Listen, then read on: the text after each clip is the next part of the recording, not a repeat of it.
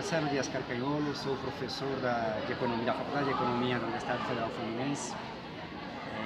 Tenho graduação, mestrado e doutorado em Economia e trabalho nas áreas de teoria marxista, desenvolvimento, América Latina e economia brasileira. A teoria da dependência, o que se costuma chamar de teoria da dependência, não são estudos de economia, mas também estudos de sociologia do desenvolvimento, ciência política, é uma teoria que procurou, a partir de uma teorização relativamente própria, ainda que bebendo influências de teorias europeias, norte-americanas, mas a partir de uma reflexão a partir das sociedades subdesenvolvidas,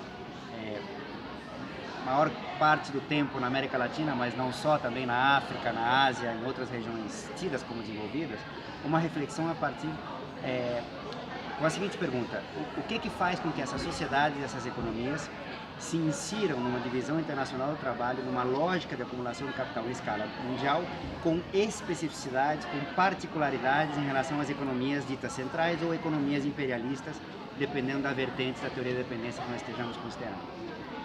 Então, portanto, essa teoria procura identificar os condicionantes estruturais que fazem dessa economia da sociedade se inserirem de maneira subordinada, esse é o ponto, às economias centrais, a essa lógica de acumulação mundial, e as margens de manobra, menos estruturais, mas às vezes sim, mas mais conjunturais, ou seja, as distintas conjunturas que permitem a essas economias maior margem de manobra, ou não, para poderem ter um desenvolvimento mais autônomo. É importante que se diga que a teoria da dependência é um conjunto de algumas teorias particulares, distintas, em alguns pontos até contraditórias. Não existe uma teoria da dependência. Existem várias interpretações teóricas sobre a questão da dependência. Então você vai ter uma teoria marxista da dependência, vai ter uma teoria weberiana da dependência, e você vai ter algumas mesclas que costumaram ser chamadas de terceiro mundismo, ou teorias estruturalistas do desenvolvimento. O ponto central é que a teoria da dependência, em que pese essas diferenças, procura explicar a especificidade das economias e sociedades dependentes na lógica de acumulação capitalista. Professor Carcanholo, em que consiste a teoria marxista da dependência? Como ela explica as diferentes formas de subdesenvolvimento? Bom, a teoria marxista da dependência, ela dá para dizer assim, ela nasce, ela se constitui a partir dos anos 60 do século passado, a partir de uma necessidade que alguns teóricos viram, evidentemente tendo como referência teórica a teoria de Marx, a respeito da determinação, das determinações, de como funcionam, de como operam as leis gerais de funcionamento de uma economia capitalista, basicamente tendo o capital como grande referência teórica para entender essas legalidades. Mas a teoria marxista da dependência, ela não enxerga o Capital do Marx como uma obra, ela é necessária, mas ela não é suficiente para entender as particularidades que essas leis gerais de desenvolvimento do modo de produção capitalista assumem, ou como elas se manifestam, em distintas épocas históricas, em distintos espaços dentro de uma mesma época histórica.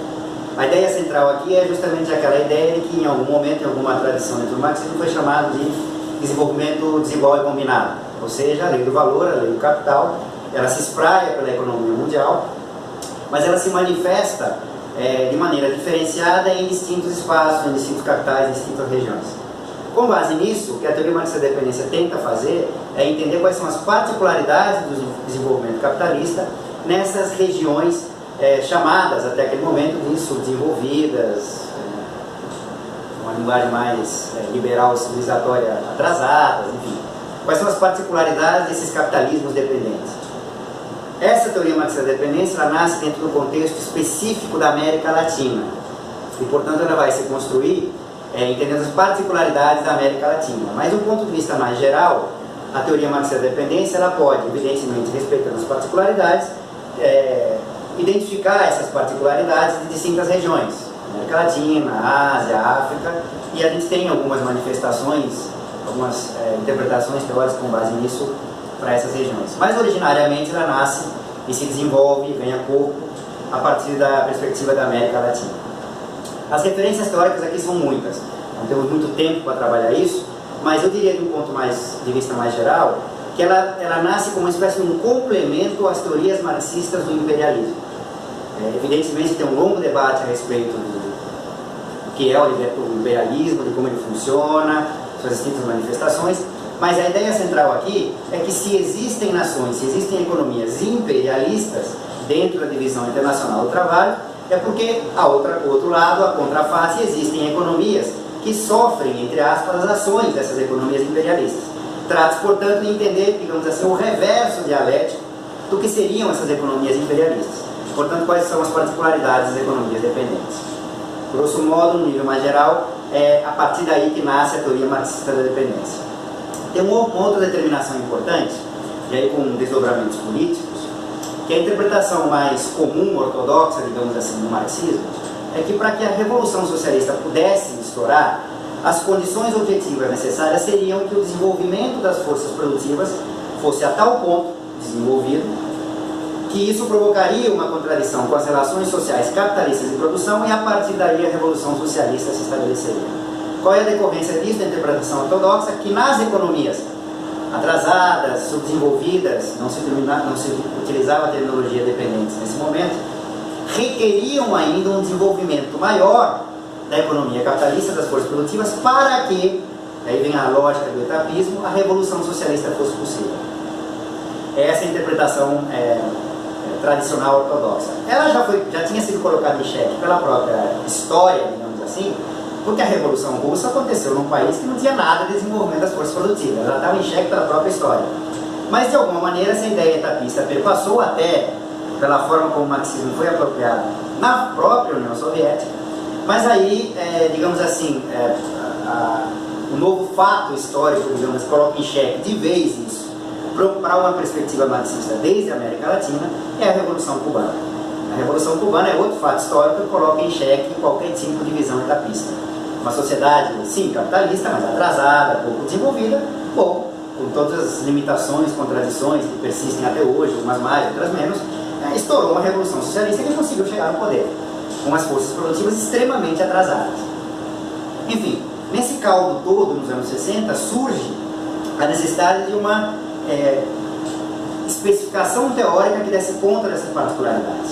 É nesse contexto que surge a teoria marxista da dependência. Então, como eu falei, a ideia aqui é partir do Capital de Marx, da forma como o capitalismo opera, mas entendendo que essas legalidades apresentam especificidades nas determinações históricas e conjunturais das economias dependentes. Grosso modo, e aí há muito grosso modo, o que dá para dizer é que o que determina a condição dependente, uma economia dependente, é aquela que sofre aquilo que se costuma chamar de processos de transferência de valor. Ou seja, se trata de capitalismo nas economias dependentes. Observação importante, uma nota de rodapé importante. Ou isso que se resolve uma palavra ruim, mas se dá um tratamento melhor àquela dicotomia tradicional dentro do marxismo de entender as sociedades coloniais como se fossem economias pré-capitalistas, resquícios de feudalismo e, portanto, ainda não capitalismo. Um debate antigo, que de alguma maneira volta em alguns momentos do tempo, sobre se já era ou não era capitalismo. Para a teoria marxista da dependência, é capitalismo desde o início, desde a colonização. Mas é que é um capitalismo diferente. E esse capitalismo é diferente justamente porque ele sofre os tais processos de transferência de valor. Em que consistem os processos de transferência de valor? Por meio de vários mecanismos, tem vários mecanismos aqui, mecanismos de comércio exterior, na concorrência de capitais dentro de um mesmo setor, na concorrência entre capitais entre distintos setores, enfim. Mas por vários mecanismos, no processo de trocas internacional, que se expressa no balanço de pagamento das economias, o que acontece como tendência é que as economias dependentes tendem a produzir uma massa de valor, de mais-valia, maior do que elas mesmas conseguem realizar, se apropriar. Porque parcela desse mais-valor acaba sendo apropriado, por intermédio desses diversos mecanismos, pelos capitais que operam nas economias centrais. Do ponto de vista do comércio exterior, isso basicamente por uma razão, porque em média, é uma questão média, a produtividade, ou numa linguagem marxista, a composição orgânica do capital média, dos capitais que operam nas economias imperialistas, tende a ser maior do que a composição orgânica da produtividade de capitais que operam nas economias dependentes. E isso é que gera o processo de transferência de valor na dialética produção-apropriação do valor, que vem do Marx. Eles estão aqui usando já um referencial teórico que vem do Marx para a especificidade da América Latina. Bom, qual é a consequência disso? A consequência é que se essas economias produzem uma massa de valor e uma fração crescente dessa massa de valor não é apropriada, não faz parte da dinâmica de acumulação interna de capital, essas economias, e é transferida, isso significa que passa a existir uma restrição ao próprio desenvolvimento capitalista dessas economias dependentes. Essa, digamos assim, é a condicionalidade estruturante da condição dependente. A partir daí, algumas interpretações, inclusive algumas fora do marxismo, a vertente weberiana vai um pouco por aí, mas não usando esse linguajar marxista, né? Os weberianos odeiam Marx, então eles tentam acabar com tudo que possa ter de Marx no assunto, mas a consequência disso seria que, portanto, existiria uma trava ao desenvolvimento, existiria uma restrição estrutural ao crescimento e, portanto, essas economias tenderiam à estagnação. Era um debate muito comum nos anos 60, Celso Furtado, que não era marxista, não era um teórico da dependência, mas usava em alguns textos, inclusive, a palavra, chegou a dizer que a economia brasileira tendia à estagnação, não voltaria a crescer. A história o desmentiu, porque a partir dali veio o milagre econômico, enfim. Mas o ponto central aqui é que a teoria marxista da dependência nunca concluiu pela estagnação do capitalismo dependente. A resposta que essa teoria marxista da dependência vai oferecer é que, dado isso, dado que existem os processos de transferência de valor, e não só pelo comércio exterior, também pelo fluxo de capitais, serviço de dívida externa, pagamento de royalties, enfim, outros mecanismos via conta de capital, torna-se necessário, portanto, uma categoria da necessidade, para esse capitalismo dependente criar uma dinâmica particular e específica de acumulação de capital interna, aumentar a produção de mais valor. Se uma fração desse mais valor vai ser transferida para os capitalismos centrais, eu tenho que aumentar a produção do bolo para que, ainda que uma parte seja transferida, a parte que resta permita uma taxa de acumulação e, portanto, um desenvolvimento capitalista interno. Daí é que surge, se cria, o primeiro a tratar o assunto de maneira mais rigorosa é o Rui Mauro Marinho, a categoria de superexploração do trabalho.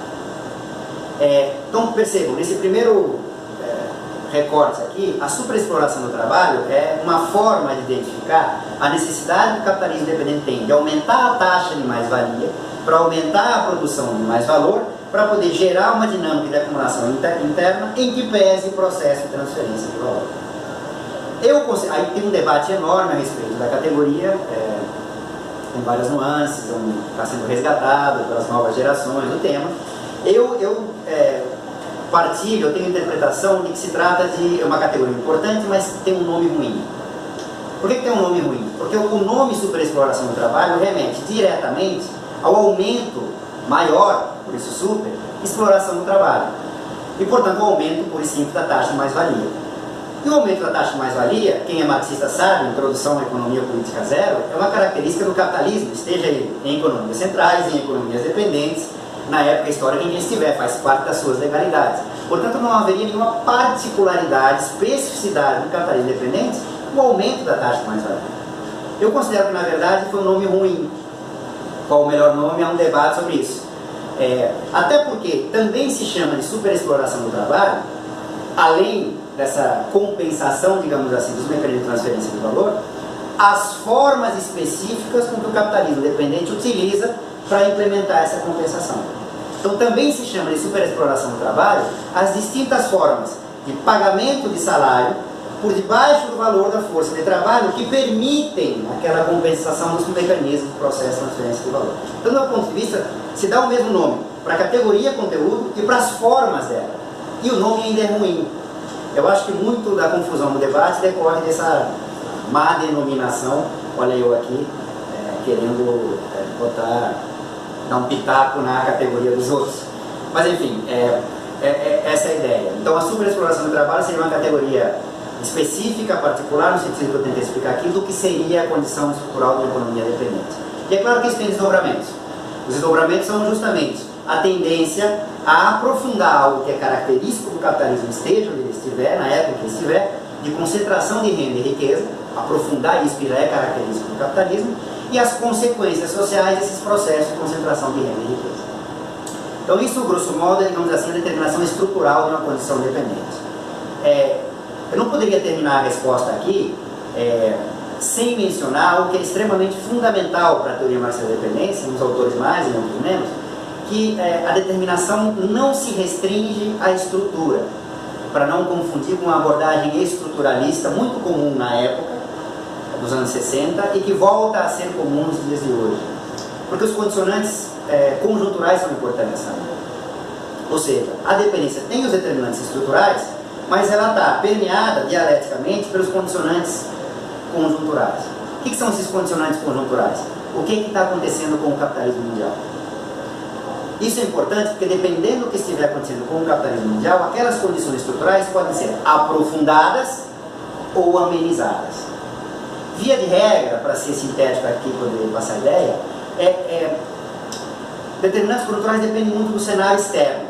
Se o cenário externo acaba sendo propício, ou seja, a economia mundial está crescendo muito, demanda muitas mercadorias são produzidas pelas economias dependentes, isso aumenta as exportações, dá uma folga no balanço de pagamentos dessas economias e permite um maior crescimento, uma maior dinâmica para essas economias. Então, ameniza, digamos assim, a condição estrutural dependente. Agora, se a economia mundial não está crescendo tanto, se ela entra em crise, aprofunda os determinantes estruturais. Um outro condicionante conjuntural importante: como é que está o mercado de crédito internacional? Os fluxos de capitais internacionais. Se está sobrando recurso lá fora, entra e mais barato, estabiliza a taxa de câmbio, a economia pode crescer sem pressionar a inflação, por exemplo. Ou se está sobrando recurso lá fora, a taxa de juros, que é o preço no mercado de capitais, tende a se abaixar no mercado internacional, tem margem de manobra para a redução da taxa de juros doméstica, o que amplia o crescimento da economia. Portanto, tem uma folga, uma amenização, se vocês quiserem, dos determinantes estruturais. Mas o cenário externo pode estar bom, mas também pode estar ruim. Então o mercado de crédito pode estar ruim, pode estar faltando recurso lá fora, a taxa de juros externa pode subir, e aí isso agrava os determinantes estruturais. De maneira bem sintética, com todos os perigos de uma síntese que não trata dos debates internos, das nuances, corolários, assim que eu poderia caracterizar o que é a teoria marxista da dependência. Professor Carpenholo, então o fenômeno da dependência estrutura a produção social da vida nos países periféricos como o Brasil. Há formas também específicas da sua atualidade, que se relacionam com a financiarização, por exemplo. Poderia comentar essa questão das formas de dependência? Tem um aspecto que está subjacente, implícito a essa pergunta, que é extremamente importante, que é o seguinte: se o ponto de partida é aquilo que eu comentei na resposta anterior, isso significa, portanto, que a forma histórica que a dependência assume em distintos momentos históricos está ligada, relacionada dialeticamente, portanto com idas e vindas, a coisa é sempre relacional, com o momento histórico do capitalismo. O capitalismo tem as suas legalidades desde que ele nasceu até, quiçá, quando ele vai morrer. Mas essas legalidades se manifestam de maneira diferente em épocas históricas diferentes. Por isso o capitalismo do século XIX tinha uma forma histórica específica, o capitalismo da virada do século XIX para o século XX, do imperialismo clássico, tem formas históricas específicas, o capitalismo pós-guerra e assim por diante. Por que isso é importante? Porque se há uma historicidade no capitalismo, para além da historicidade do capitalismo, também tem que existir, pela relação dialética que existe entre as economias centrais imperialistas e as economias dependentes, em cada um desses momentos, vai ter uma historicidade da dependência. Então, embora a dependência tenha seus determinantes estruturais relacionados com os determinantes conjunturais, ela não se manifesta da mesma maneira com o desenrolar da história. Você teve uma época colonial, você teve uma época, enfim, você tem diferentes épocas. Então, para ir à tua questão diretamente, isso significa que o capitalismo contemporâneo, que se constrói a partir da virada dos anos 60, ou seja, da última grande crise estrutural do capitalismo, antes dessa que a gente vive hoje, lá no final dos anos 60, a partir dali o capitalismo contemporâneo consegue se reconstruir, criar um novo processo de acumulação de capital com novas manifestações históricas. E, portanto, a dependência relacionada a esse capitalismo contemporâneo também assume especificidades. Aqui as especificidades do capitalismo contemporâneo são muitas. Teria que falar do processo de reestruturação produtiva, das políticas econômicas pelo lado da oferta, nos países centrais e na periferia, teria que falar do neoliberalismo, teria que falar, enfim, de várias coisas. Teria que falar do aumento da rotação do capital, de várias coisas. Mas um desses aspectos, o que é o capitalismo contemporâneo, é o que se costuma chamar de financiarização. Alguns autores do marxismo, e até fora do marxismo, costumam inclusive sintetizar essa época, ou seja, seria uma espécie de sinônimo de capitalismo contemporâneo, a tal da financiarização. E isso é importante. Por que isso é importante? De maneira mais geral, crises do capitalismo, quaisquer que sejam elas, significa que foi superproduzido o capital, tem capital sobrando. Ou seja, o capital não consegue mais, porque ele está engrandecido, encontrar os espaços de valorização na mesma magnitude que ele encontrava antes. E o reflexo disso vai ser a redução da taxa de lucro. O que significa dizer que para ele se reconstruir, para criar um novo processo de crescimento, de acumulação de capital, ele precisa ou queimar esse capital superproduzido, desvalorizar o capital, e as crises fazem isso, quebradeira, e ou, pode ser uma combinação das duas coisas, encontrar novos espaços de valorização para aquele capital que está sobrando. O que o capitalismo contemporâneo faz, além de queimar parte do capital, é encontrar novos espaços de valorização. Então, por exemplo, outro determinante do capitalismo contemporâneo que me encaminha para o que eu estou querendo ir. Não é uma casualidade histórica que a partir dos anos 70 tenha voltado à mesa de discussão internacional da geopolítica mundial a abertura dos mercados das economias periféricas dependentes, a abertura comercial e a abertura financeira, a abertura da conta de capital dessas economias dependentes. Porque também é uma saída clássica do capitalismo para suas crises intensificar os processos de transferência de valor, para poder levar a massa de mais valor para o centro e daí gerar uma dinâmica para a população mundial de capital. Mas além disso, correlato a isso, também se criaram novos espaços de valorização nos mercados financeiros. Daí, e é exponencial isso, novos produtos financeiros, derivativos financeiros, isso nada mais é do que o capitalismo tentando encontrar espaço de valorização para um capital que estava sobrando em várias partes na virada dos anos 60 para os anos 70 do século passado. Então essa, o que se chama lógica de financiarização, dá uma certa cara ao capitalismo contemporâneo, portanto vai dar uma certa cara à dependência contemporânea. Eu, por razões assim, particulares, digamos assim, eu não gosto muito de trabalhar com a categoria capital financeiro para caracterizar nem o capitalismo contemporâneo, nem o capitalismo, a dependência contemporânea, por várias razões, várias delas teóricas, enfim, tem vários desdobramentos, mas dá para justificar com pelo menos uma delas. O capital financeiro é uma categoria criada dentro da tradição marxista, ou a forma como ela foi apropriada, criada mesmo dentro da tradição marxista, a partir do Hilfering na sua formulação original, na leitura e interpretação que o Lenin dá para essa categoria, justamente para ser uma categoria que caracteriza, simboliza o que era o capitalismo do imperialismo chamado clássico, da virada do final do século XIX para o começo do século XX. O capital financeiro, da forma como mais do que da forma como o Hilfering teorizou, na interpretação que o Lenin dá, é a característica do imperialismo, portanto o capitalismo só faz superior, inclusive título, lá da, como se diga, do panfleto do Lenin. Não podemos exigir mais do panfleto do que ele de fato é um panfleto. Como panfleto ele é genial, mas atenção, é um panfleto. Por que eu não gosto de utilizar, é uma questão particular mesmo, a categoria capital financeiro para escrever os processos contemporâneos? Porque isso redundaria, no mínimo, num anacronismo. Significaria dizer, implicitamente, que você está trabalhando o capitalismo contemporâneo como se ele fosse similar, para ser simpático, usar uma palavra suave, ao capitalismo de imperialismo clássico, como se não tivesse particularidades no capitalismo contemporâneo.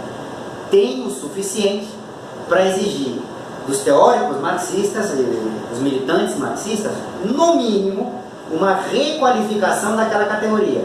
Ou seja, no mínimo, você tem que dizer, tá, é o capital financeiro, mas com alguma adjetivação. Porque não é a mesma coisa. Por que não é a mesma coisa? Vou tentar explicar aqui rapidamente.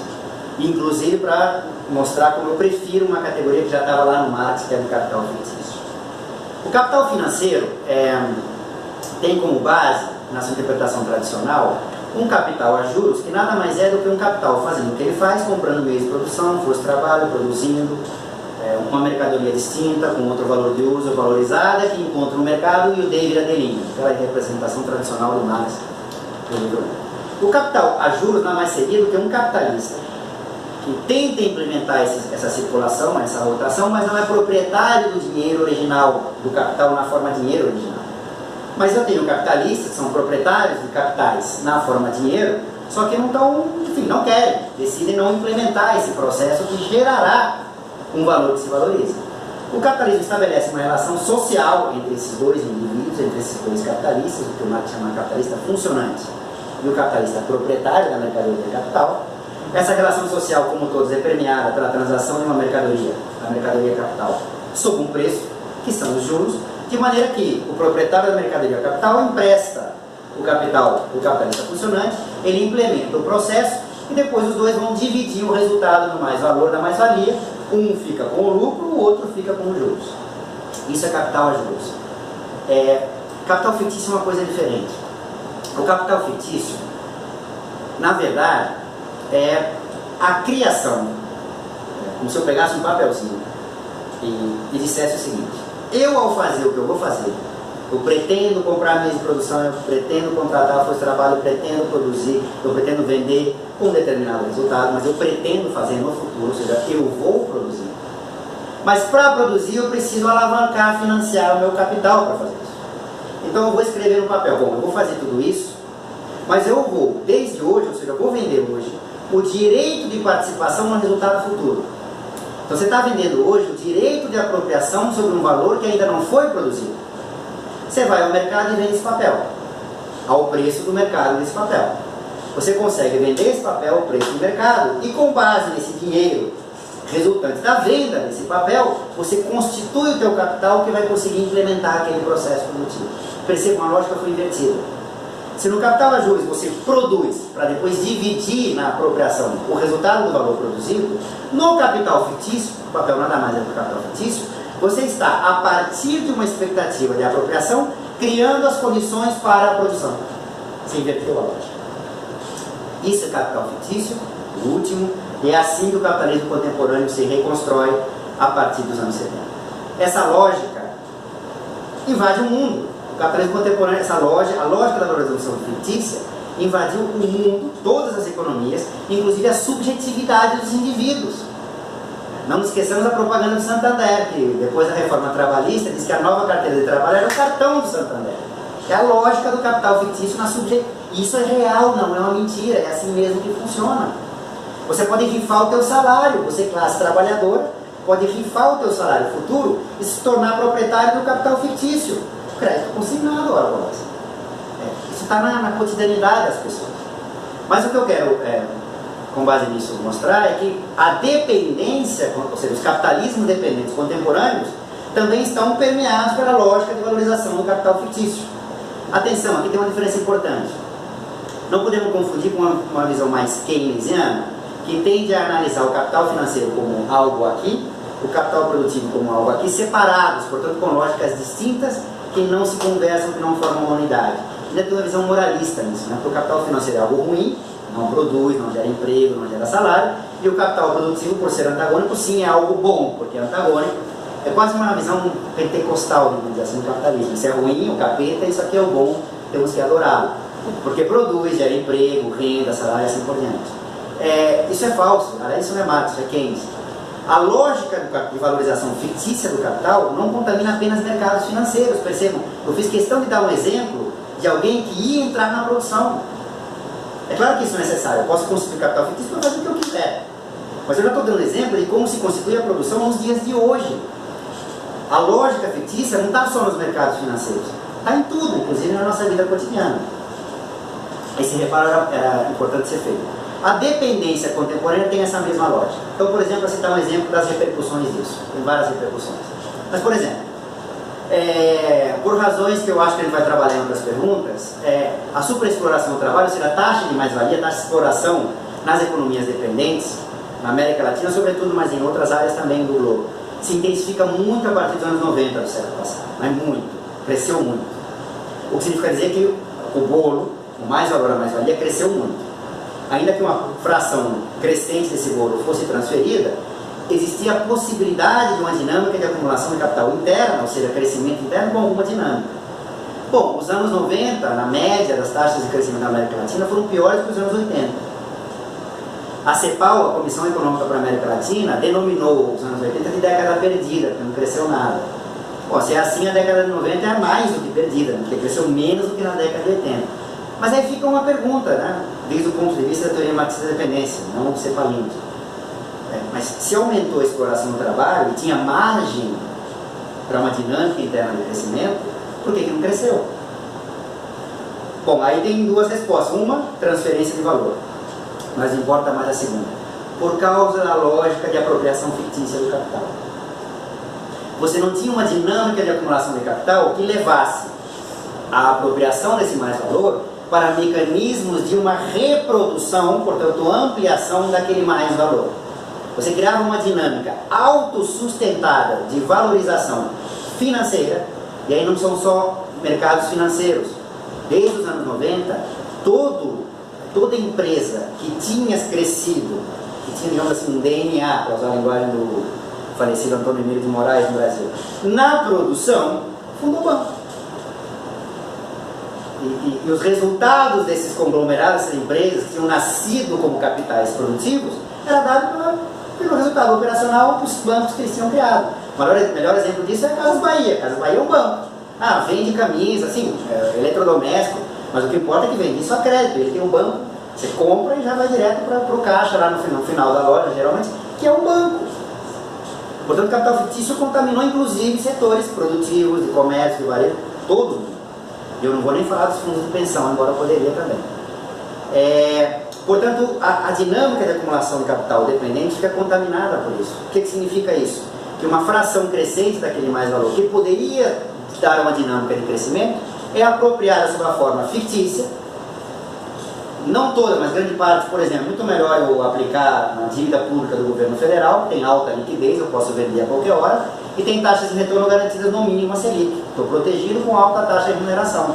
Para que eu vou comprar meio de produção for esse trabalho produzir, sabendo que eu posso não vender ou não vender ao preço que me garante no mínimo a taxa média de lucro? Prefiro comprar o título público do governo federal. E não é um problema moral, não é porque os caras são filhos da puta, estão contra a nação, não são nacionalistas, não são patriotas, não tem uma estratégia para o país. Eu, se tivesse dinheiro, faria a mesma coisa. Não sou burro. Então, a financiarização, no sentido de que é um dos componentes do que é o capitalismo contemporâneo, também, com a sua particularidade, também caracteriza a dependência contemporânea.